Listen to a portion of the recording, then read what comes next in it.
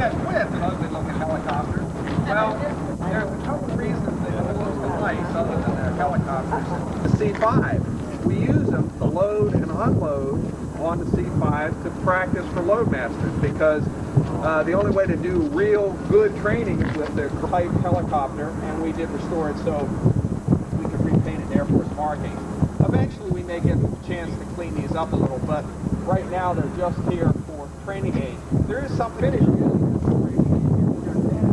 helicopter on the arms where it belongs, but the turret in the front is actually just a weight holder, and that's all that was ever here in that helicopter because it take the kind of anchors we have out here, so that was our good alternative. We're very low budget. Low budget. Well, actually, those are actually training aids for C-5 too. When a C-5 is empty, you have to trim it in order to fly straight and level because it's made to fly with a load. So it's actually more economical to fly the airplane with a whole string of those.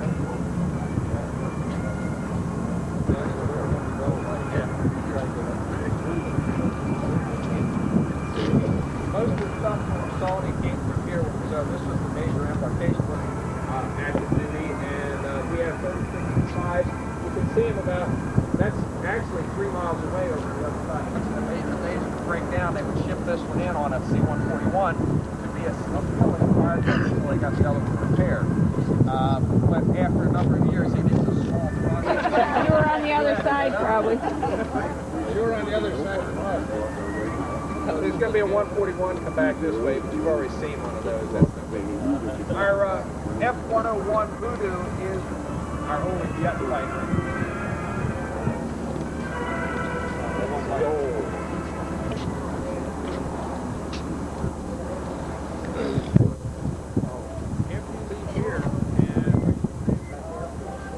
It was actually designed during World War II, and we had an F-80 predecessor to this actually stationed here at Dover on this pad. Top of it too. If you look on the inside when you go in the gift store, there's a big picture of it flying over. In any event, because technology, when it's new, kind of leapfrogs pretty quickly, by the time the F-80s got into service, there was already technology that was...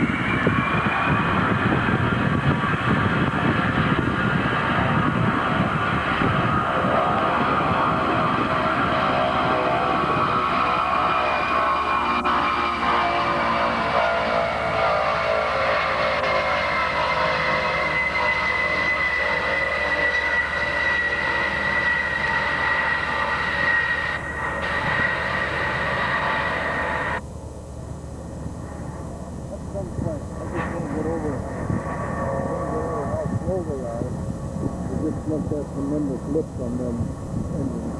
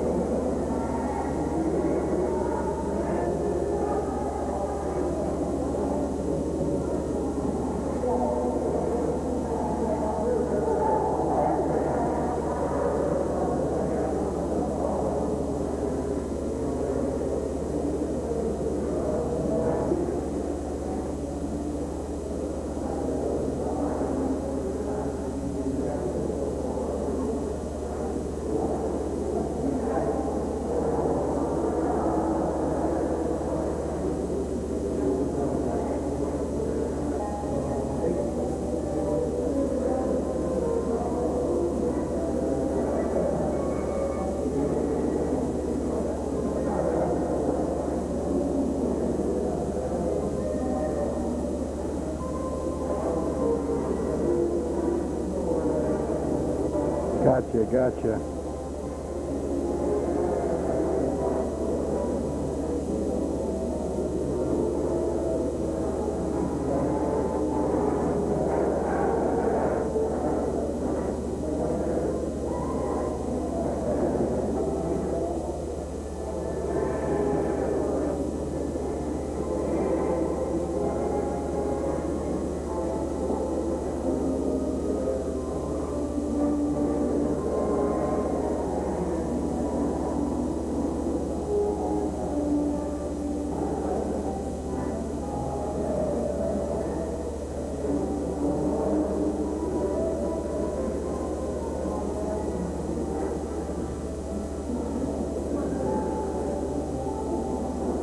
Display over there, the airport service pilots. That's exactly where I'm headed. The last, the Mohican. That's the last big engine. What is reciprocal? Reciprocal. Big two guys.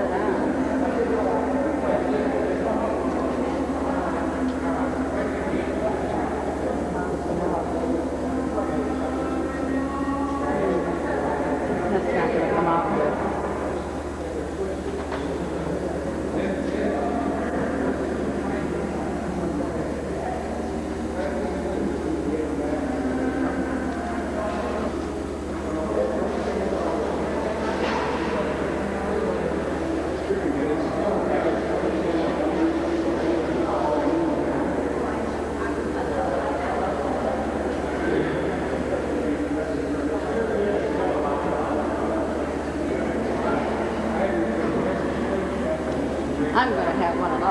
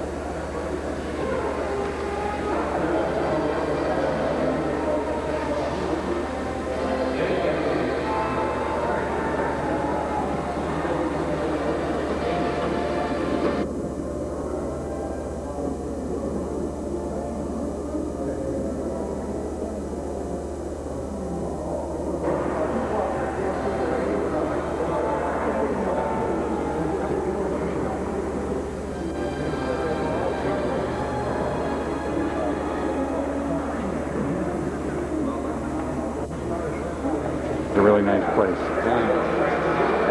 Boy, he must be in his service. He don't look old enough to be, doesn't he? Oh, probably. think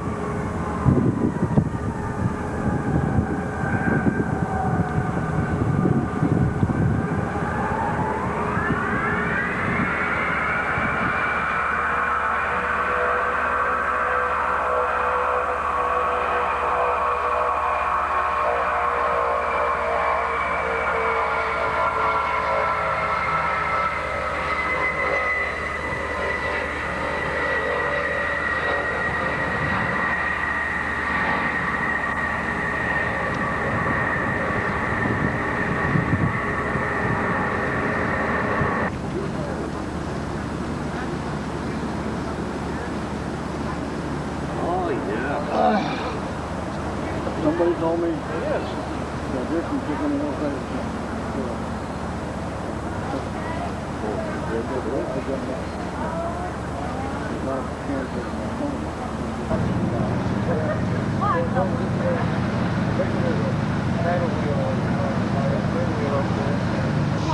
You don't want to walk the other way from there.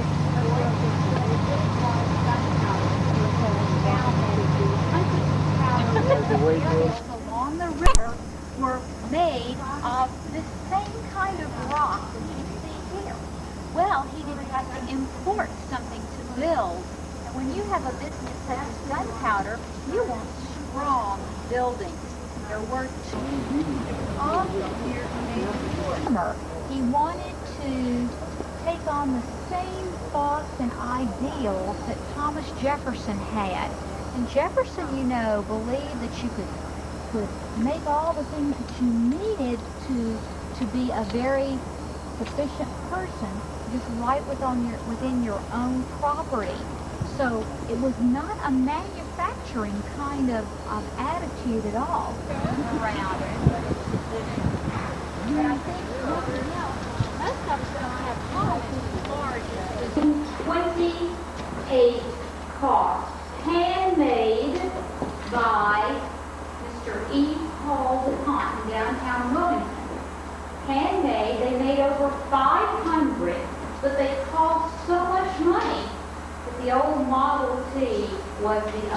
Now, I don't know why, but everybody laughed at him. And so he repainted it the traditional black color. This was his going downtown car. This one's my favorite. Yes, you can. I like the ladies' car back there. It is electric.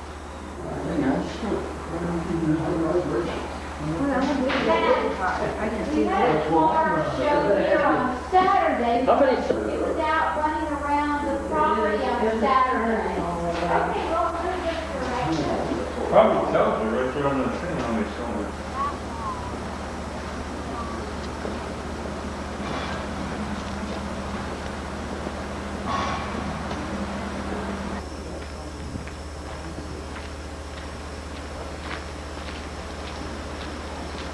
Of what the earth is. This is a traditional frame garden divided into four sections like it's one of the things that he wanted to see. So when they found the plan for the garden, they located the area. It was fairly easy to excavate and restore it to its original look, and this is the way it did look. Okay, we'll cut back this way and head down towards the residence.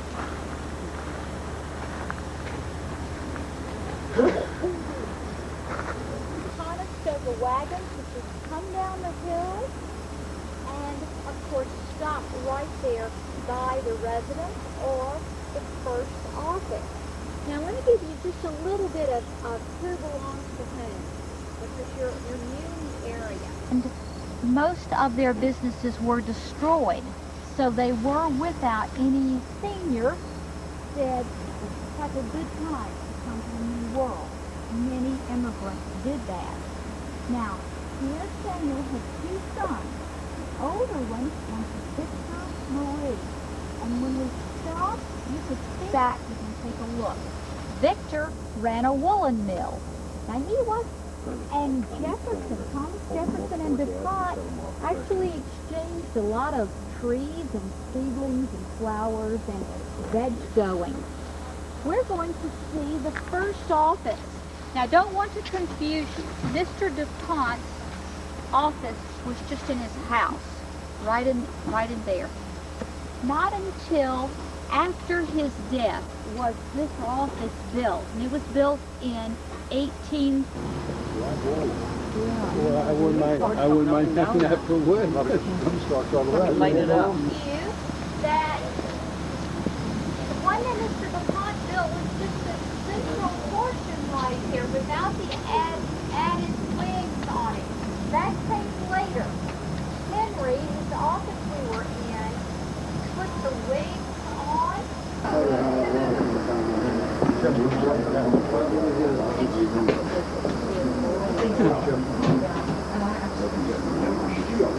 Mr. DuPont would stand. No, I'm just I'm focusing. trying to hide. I'm not focusing.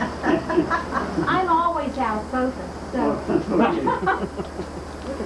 You'll notice the powder yards below. Now these are the original yards. So you'll see that the mills have been blown down to ground level. That was done at the end of World War I because already they were over 100 years old. They were built by 1804. They found. You see the big iron cauldron right there? That's what you took two of the ingredients, the two imported ingredients, sulfur and potassium nitrate, or we know it as saltpeter, together and mixed it in those big iron gardens called romantic ruins. She called it on top of the refinery. The refinery was right underneath it. No, that's not correct for the way the house originally looked. But it's also history. So she took it off of the front of the house and put it over the piazza here. Okay? You have any questions? When was this added on? Well, in 19, oh, You said that it was expanded. When did they do that? 1853. 1853, we get the extra 14 feet, and that includes that stairs that you walk past. I'm going down in there. That's just like some patio. Yes, for just enjoyment. Yeah. Easily. We didn't get down on the bottom or up on the top. Yeah, it's like I had a guy come to my house. Yeah. We went through the machine shop. He says, I can do that, but we don't want to do that anymore. We just put a gun and put a plastic molding around it. We lost all the arches. Well, Up the wall, you look really nice. a lot of the arch. Mm-hmm. You know, back then, I'm sure they had wood lays, but they had some real good craftsmen back in them days.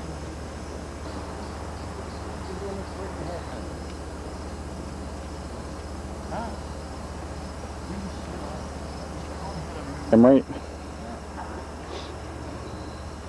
All the roofs are made out of slate.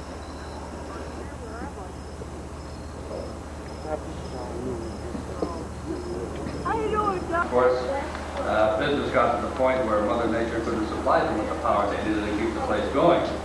So they had to have an alternate source, this being steam, the only thing available to them at the time. Of course, they're taking a chance in introducing steam into the powder mill, simply because they have a fire in this boiler that will make them steam. It's a no-no. 50 to 200 gallon of water in the shell.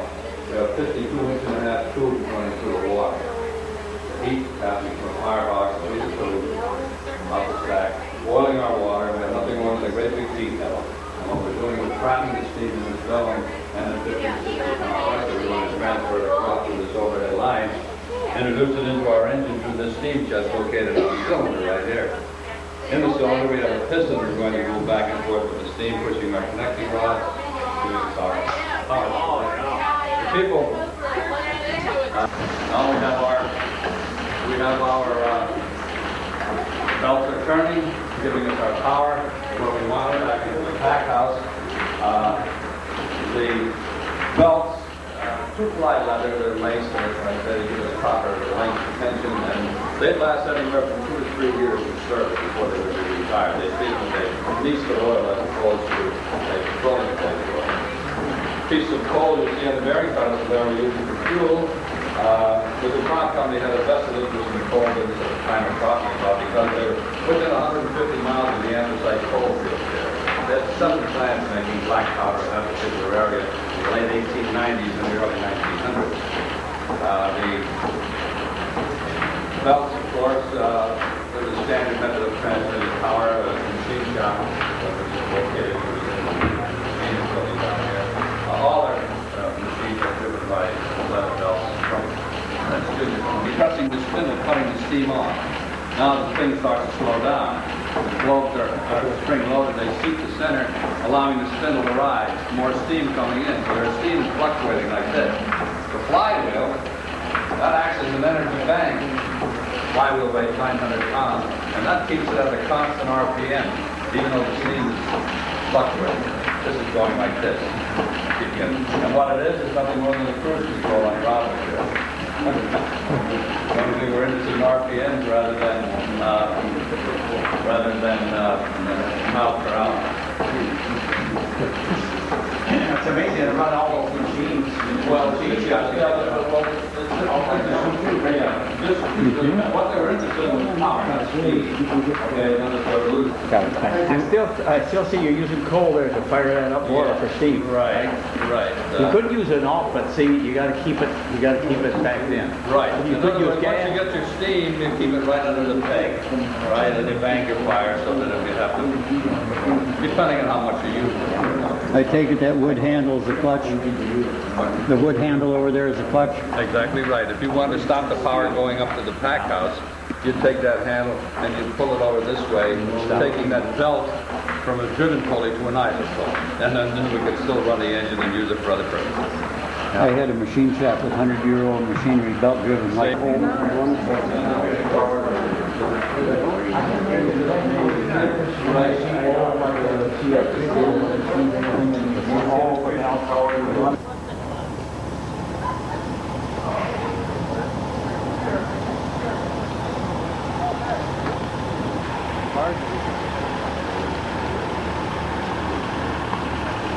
Come on, Irene, we're outnumbered. Come on down. 32 roll mills. Roll mills being where they incorporate the ingredients to make the black nut and so on. Initially, there was a water wheel in between the pairs, okay? But you know what happens to water and wood when they're constantly beating up against each other. Plus, I don't think it was a big factor, but the water wheel overall it was pretty much maintenance free. Okay? That's what they ended with in the early 20s, 1920s. All right, at this point, we are about 17 feet above the river. Now, I understand you're from Pennsylvania and New York, and I've been to both states, and you're and they, yep, that's how they do it, right, guys? Yep. They divert the water from the river into this, what is the term? Mill rate. The mill rate. The mill rate. Man-made, was standing on time from everywhere. It's probably very lucky they could just go to the mill and pull out this brand new underground. All right, so now we've got the water up above. But it's not this area.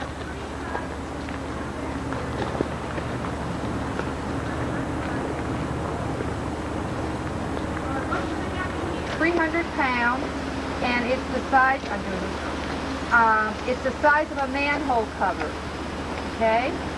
Now, except for the wind causing a little bit of noise, there's very little noise right now, and the water here is terribly, terribly quiet, silent, right? So we're going to talk his school. Oh, yeah, okay. That's why he's standing right here next to me. Your college are turned on. This is also the aerobic center for Hagley. Some days it's easier than others. It's never. See, already you can see I'm so strong. The ripples.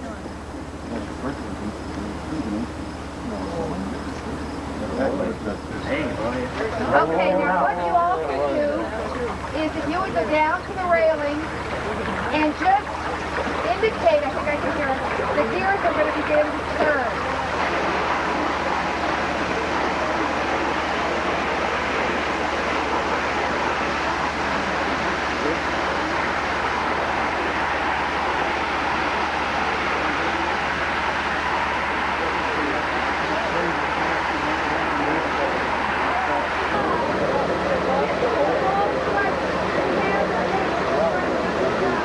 Before DuPont owned the property. But 1795, all bicycles. And they were all balanced, so there was hardly any friction.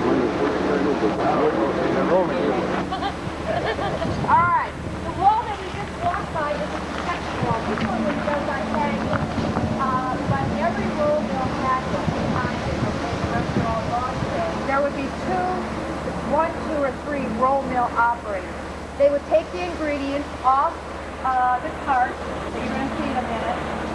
There's rails up front. And they would offload them in the front and put them into this big tub. Then they would leave the back door. Now, if I were one of them, I would go through directly the order was completed. 6 feet thick, the walls in the back, on the back. 3 feet thick, the sides. A very flimsy tin roof and no face. DuPont owned all the land across the river, but no one was allowed to live there. You know why.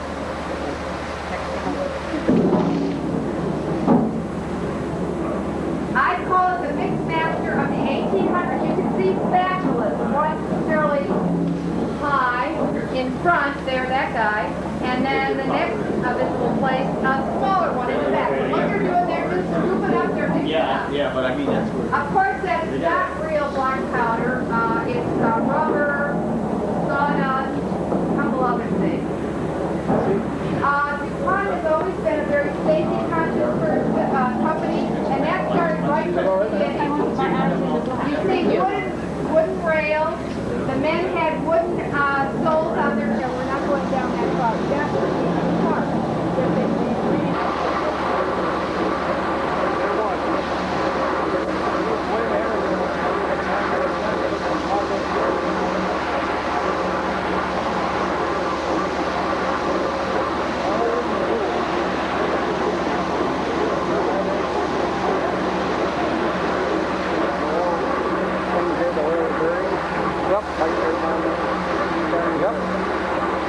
again, what's the process of this now? What does this do? Well, I mean, it's not, this is an exhibit area, but this is a turbine that is making things happen once the water gets inside. Oh, okay. Okay?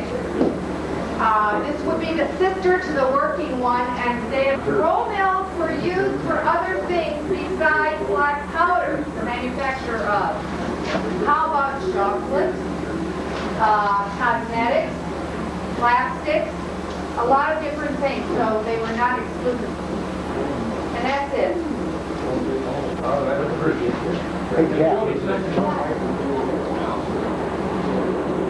That's their demonstration.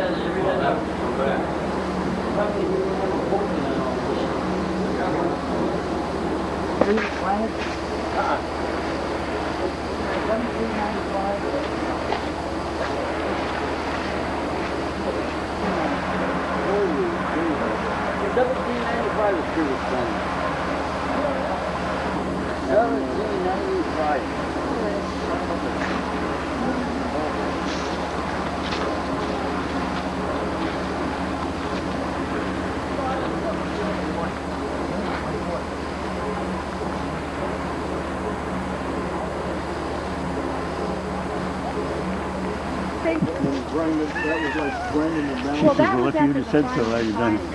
We don't usually do it on the list. Like sawdust or something like that, but I don't think it was a big.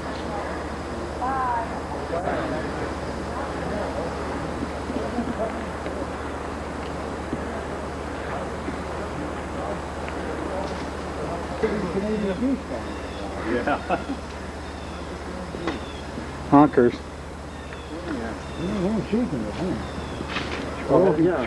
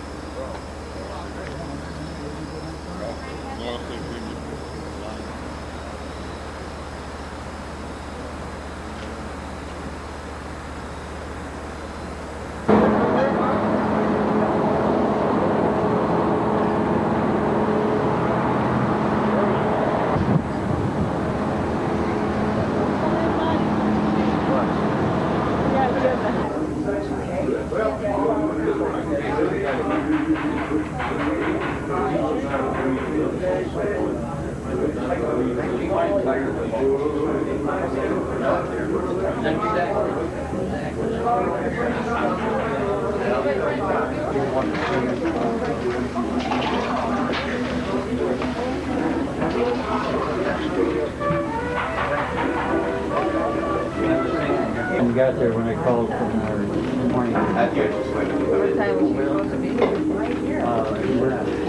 everybody in? Everybody in? I dealt with the curator from the gift shop. But You're fine, you're fine. I had my doubts that she'll come. So I invited her. She's got 4 boys. Folks, I ask you to share your menus. Tigers here. I don't think it has. I mean, I tried to help you.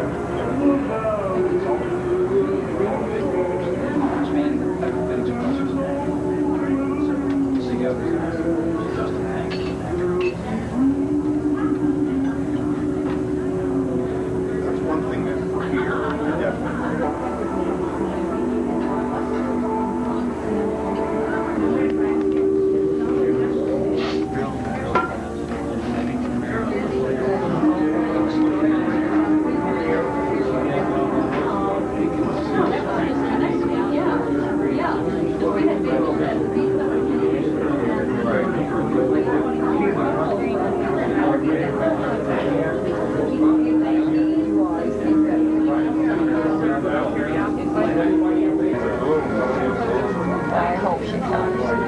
Yeah, I would like to hear it. I asked my wife last night, well, I didn't ask her, I told her. And she said, well, she's always so busy, and she is. And she works in the Hoover Library from 1 till 5 And I called about 10 minutes to 1 and left a message with one of the other girls there. And but she lives in Smyrna, so I mean. That's why they don't bring everybody back. Looks like it's work here, though. It don't look like it's been here too long.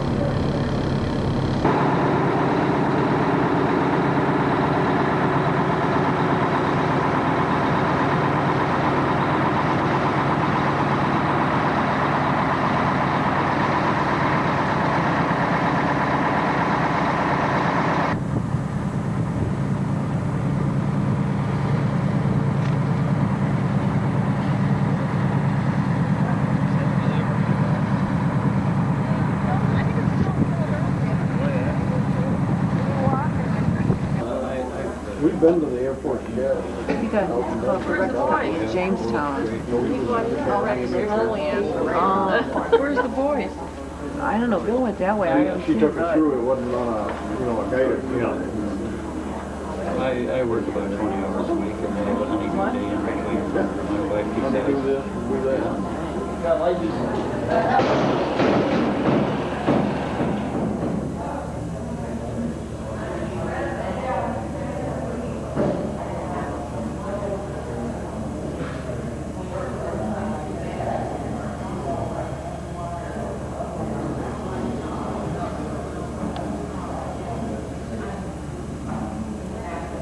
Playing a couple one of the TV shows. Yeah, and was a duck, and I'm trying to Yeah. Grumman duck. Duck.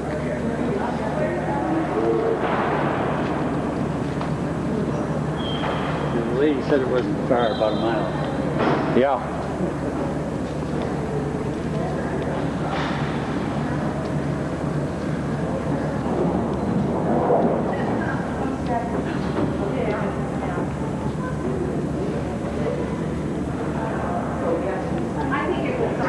Maybe he wasn't taking a walk toward it. He's going to get the... I didn't see that when we came under that. Yeah, I see the airplane. It's on the airplane. I didn't see the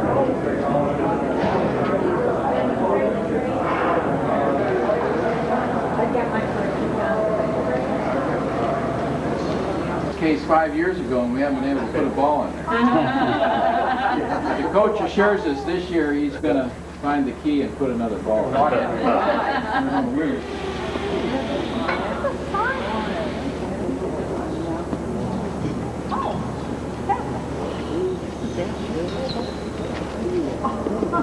The guy off of here. You're into the June fall, named after the June combat marine. He was also graduated from the very high end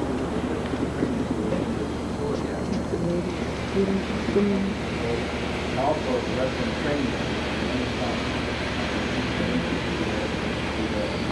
About 85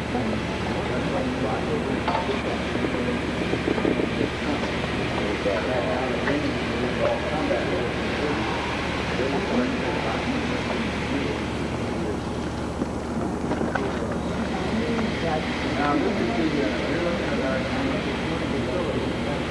It's a full 25 by 50 meter pool, 3 meters deep throughout. And this diving pool here is 52 by 60 feet, varies from 12 to 17 foot water. Water is nice and jumping that way, you shouldn't injure your spine. Very veteran.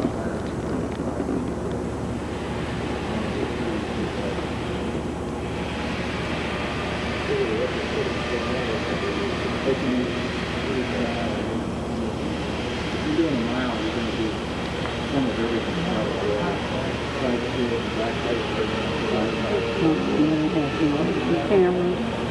Okay. Very good. You can say you've seen a Heisman Trophy, huh? When you win this trophy, the school you graduate from will get a copy. So these belong to the Navy. The award on the top here was given to Dave Robinson, who was a basketball player here, now plays for San Antonio. And that's from the 1987 Atlanta tip-off when he personally scored 50 points against the University of Michigan.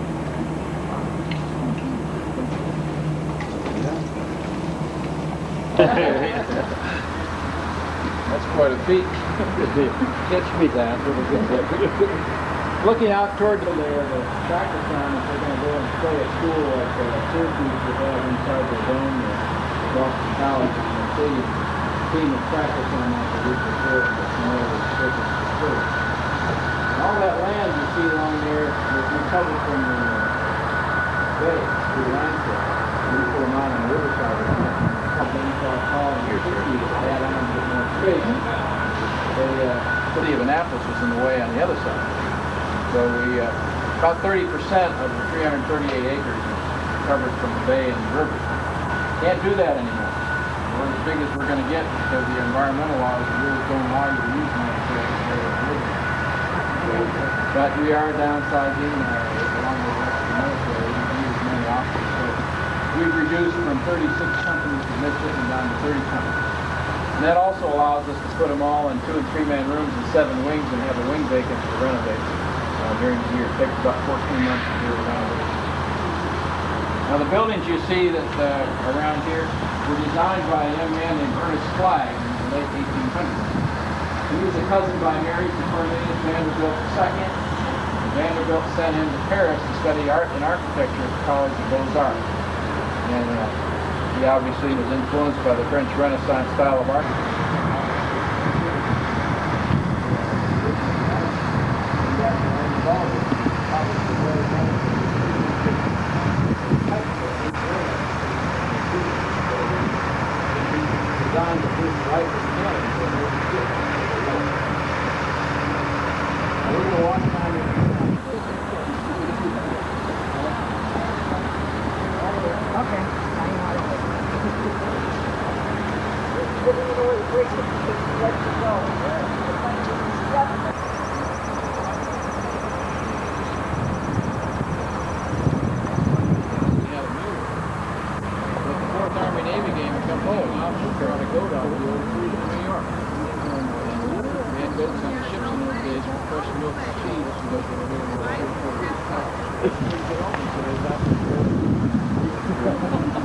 Nowadays, when we have football games, we have a couple of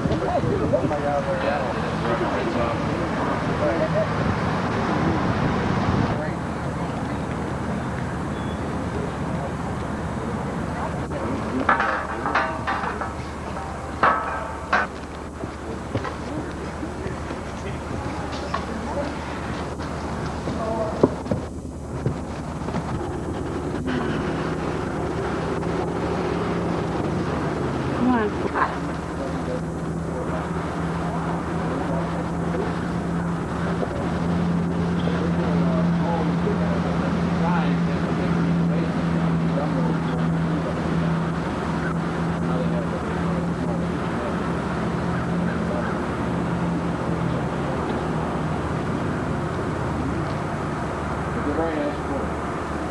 They're 90 years old and they've been moved off of some of the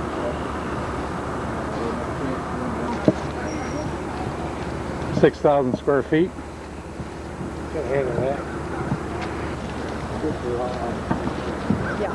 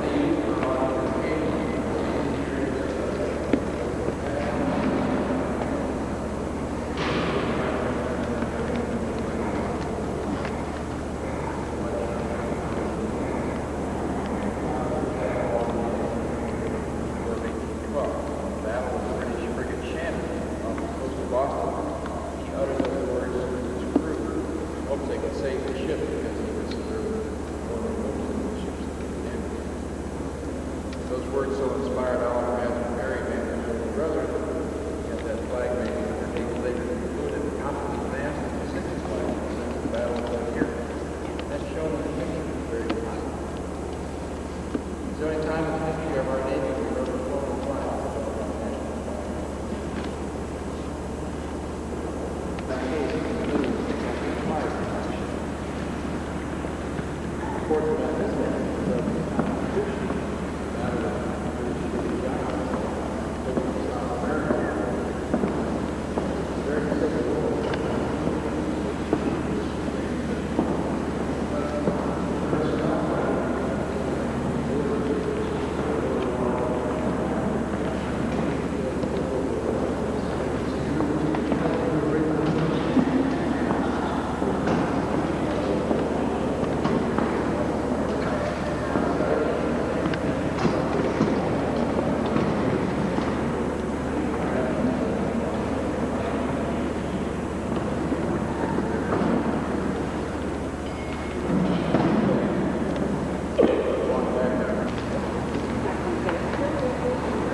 No, mine's working, but it's just too full of pictures.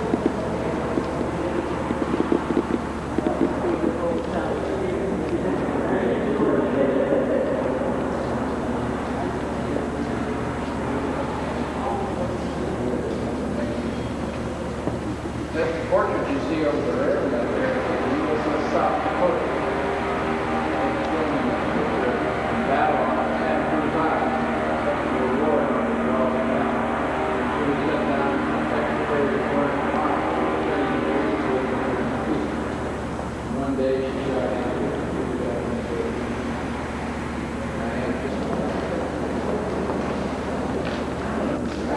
high walls are your beds and wardrobe lockers, and then in the middle of the room is a big double desk, and at the window is another single desk.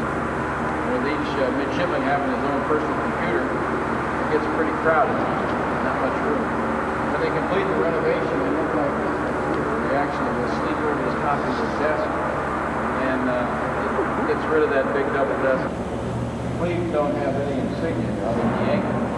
Sophomores, one diagonal stripe, juniors, two diagonal stripes, and seniors, one and one straight stripes. If they're in their blue class uniform, you'll have to tell by the collar. Sleeves don't have anything on their collar. The sophomores will have an anchor on the right collar, juniors an anchor on each collar. The seniors will either have an eagle on each collar, or if they hold a rank, they'll have one more of these bars. Now, the seniors actually run the brigade while they're here, the senior year. They're assigned to leadership positions. Half the class will have a command position in the first semester, and then they turn that over to the other half in the second semester. So during your senior year, everybody has a chance in some leadership position, whether he's a platoon leader or company commander, to demonstrate his abilities as a leader and what he's learned up to that point. And they're graded on that. It's part of their professional grade toward graduation. Running their groups. All four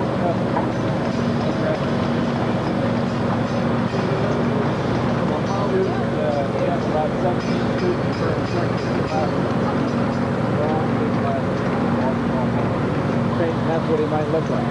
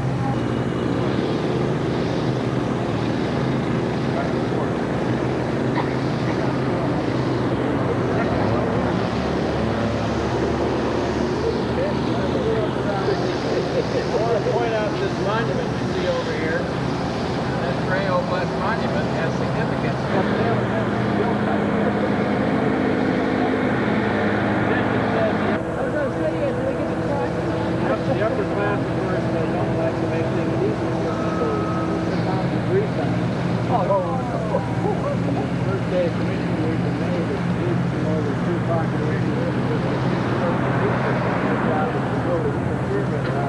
enough layers of other lightweight plastic to climb up over the back.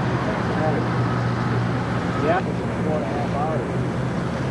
They weren't too early.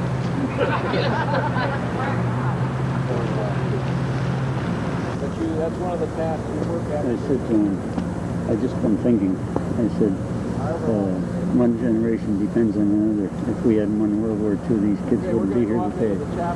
And he hesitated a minute. You went out of your way.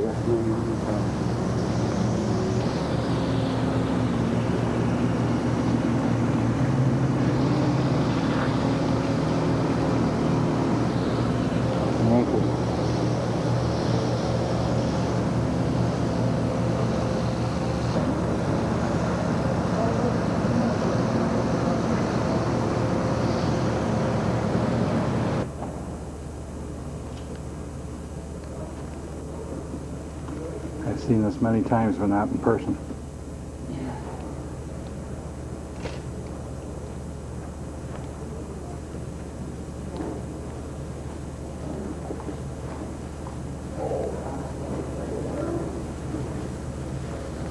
Grab one of these as you go by. It's a Catholic Protestant.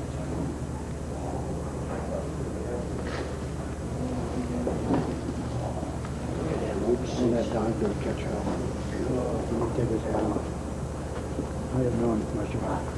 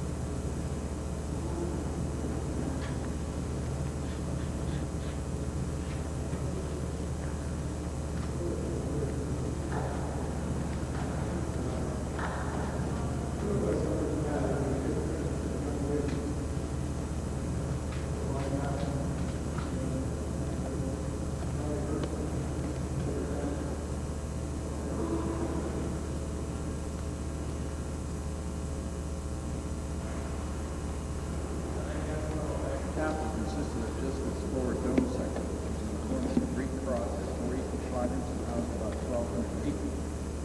In 1940, they expanded the chapel, added an nave section, and it now holds about 2,500. It's in the form of a Latin cross.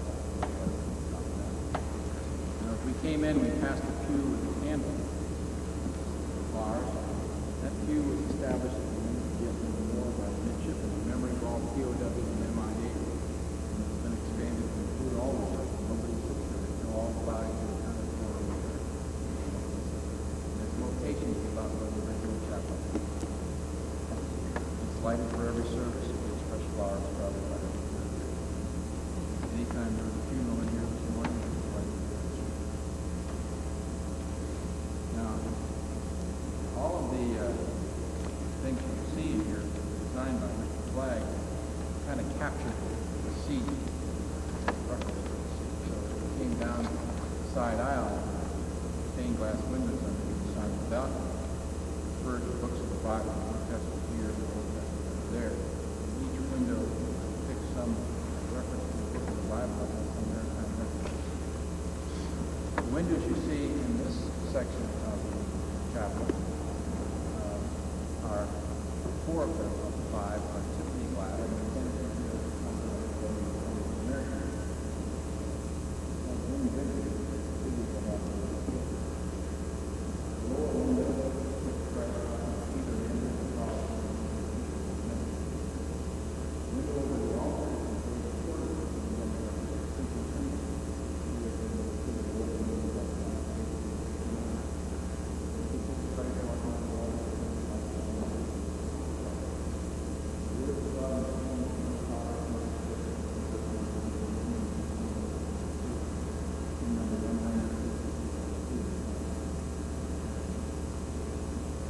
window back there in the corner, the young animal one over here, the dorm one, named after David Farragut, the first four-star admiral.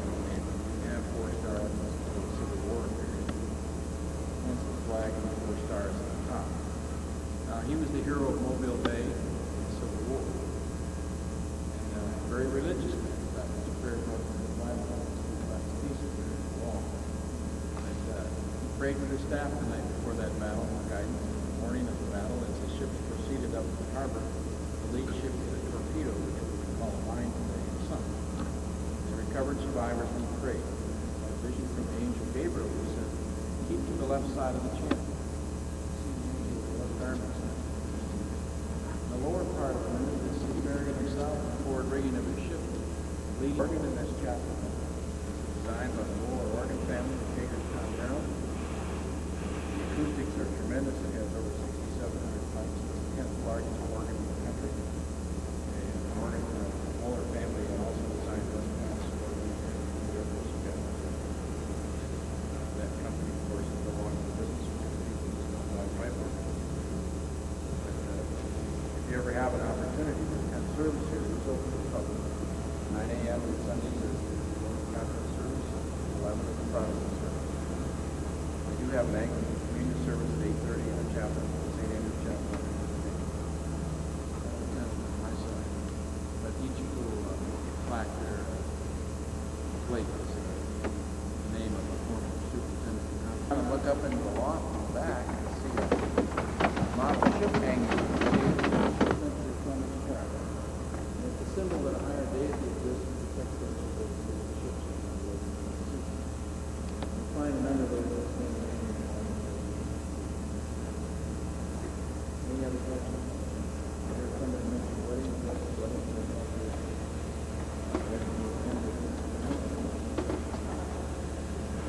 Oh no, they're having one die or something dark or one die. By the French, because at that time the French and the British really didn't get along. So every time he won a battle off the English or Irish coast, he just went up more esteemed than the French. And it's leading into something a little bit later, but Came on from the National Guard into the service? I'm afraid so.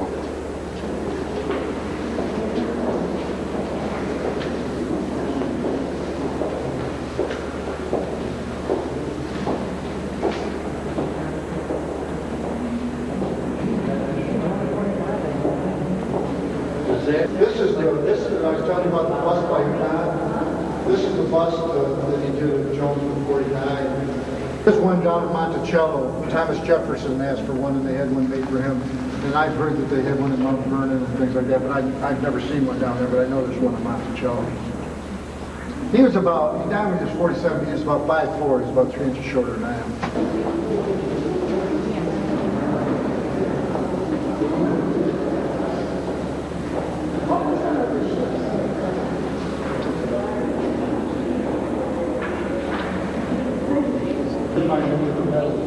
But the red one is the one that got prohibition. This gold medal was given by the Continental Congress. That was lost too. But in 1947, on his 200th birthday.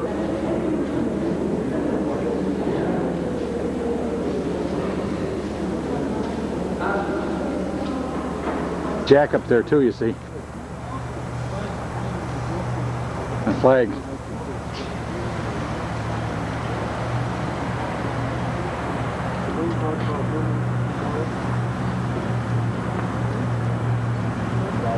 Do a quick Herndon for everybody? Yeah.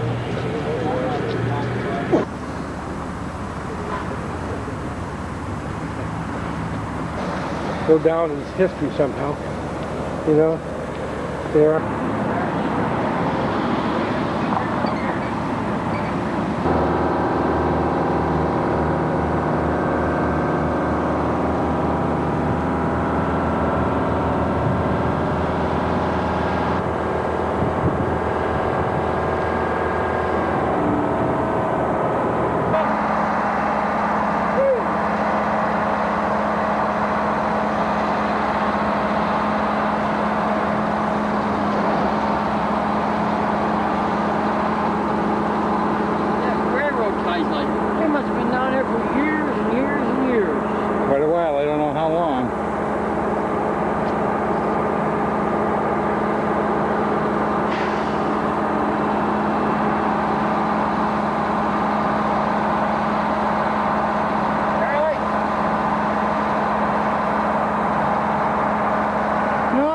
Charlie, come on, Charlie. There you go.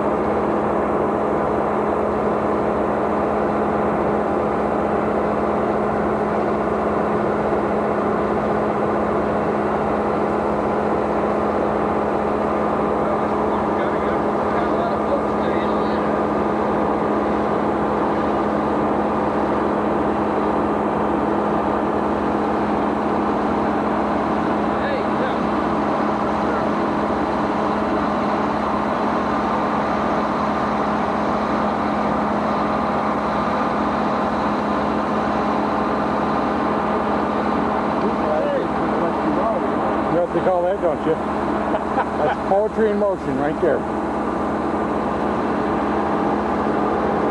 Did you take a picture of it? Of course. Action pictures.